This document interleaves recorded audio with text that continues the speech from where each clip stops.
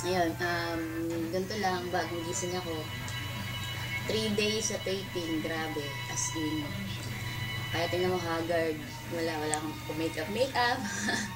Yun lang buhay ko. Simple pag nandito sa bahay.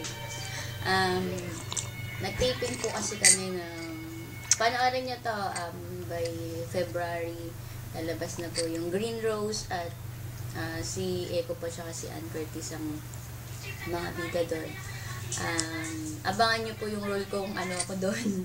At saka, last episode ko ng BFGF. Panoorin nyo yun. Channel 5 yun. Ayan, sa TV5. Every Sunday yun, 4 PM. Yung Green Rose, hindi ko po alam. Teleserye ba yun? Yan, tama. Nasabi na nga eh. Ayun.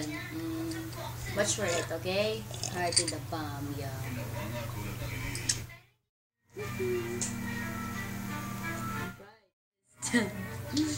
Ano?